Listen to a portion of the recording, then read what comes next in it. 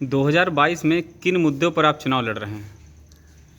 2022 में जी। हमारा पहला मुद्दा होगा जी।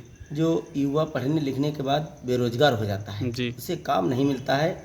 ये पहला मुद्दा लघु और कुटीर उद्योग लगा करके युवाओं को रोजगार देना जी। होगा। दूसरा मुद्दा जो हमारे ग्रामीण क्षेत्रों में जी। 70,000 शिक्षक रुपया में तनख्वाह पाता है जी। और अपने बच्चों को 7,000 रुपया महीना दे करके 5,000 रुपये महीना पाने वाले टीचर से पढ़वाता है। तो इन सभी स्कूलों में इतनी सख्ती के आधार पर ऐसी पढ़ाई कराएंगे कि इंग्लिश मीडियम को भी ये प्राइमरी स्कूल फेल कर देंगे। जी।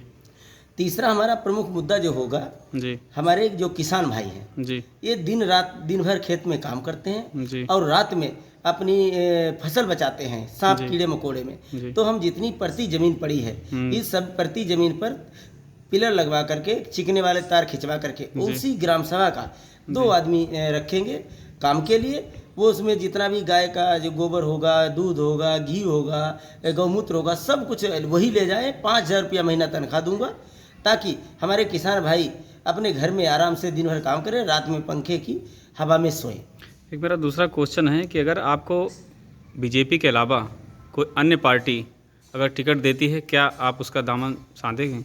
नहीं, देखिए भारतीय जनता पार्टी हमारी मूल पार्टी है। चूँकि 2014 से हम भारतीय जनता पार्टी में लगातार निरंतर कार्य कर रहे हैं। दूसरी पार्टियों का टिकट लेने का मतलब हार जाना।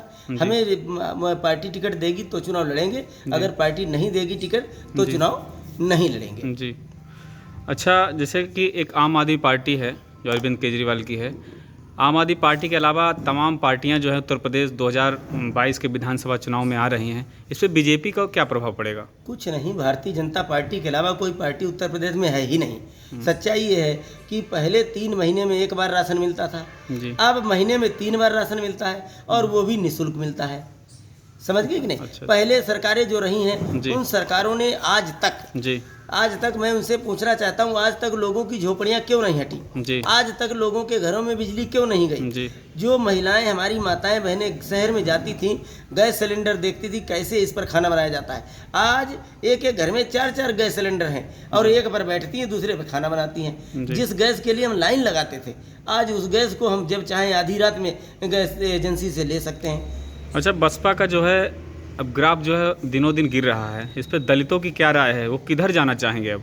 देखिए, बसपा के ग्राफ केवल बहन जी की अड़ियल रवैये की वजह से गिर रहा है। अगर बहन जी अड़ियल रवैया नहीं छोड़ती है तो ग्राफ तो गिर रहा है। आज मैं अपनी पार्टी से, भारतीय जनता पार्टी से भी निवेदन करना चाहता हूँ, भारतीय जनता पार्टी की सरकार में अगर सबसे ज़्यादा किसी को फायदा हुआ है तो वो दलितों मुसलमानों को। आज आवास मिले हैं दलितों को, शौचालय मिले हैं दलितों को, 3 बार राशन मिलता है वो दलितों और मुसलमानों को मिलता है। उसके जो पेंशन मिलती है वो दलितों की, किसान सम्मान निधि वो दलितों को मिल रही है। तो दलित अब भारतीय जनता पार्टी से प्रभावित हो गया है। अगर भारतीय जनता पार्टी सही से मतलब प्रत्येक जिले में कम से कम एक नेता दलित का अगर विकसित कर दे तो दलित 80% अब भारतीय जनता पार्टी को देखने लगा। दूसरे ये भी लोगों के दिमाग में कि देखो सरकार भाजपा की ही बनेगी, सब तो भारतीय जनता पार्टी की तरफ जा रहे हैं। सब विधानसभा जो गोपामाऊ की सीट है, प्रमुख सीट है बीजेपी की, ज़्यादातर बीजेपी के ही कैंडिडेट इस पर चुनाव लड़े हैं, तो क्या आपकी राय है, जनता किस तरफ झुकाव है जनता का?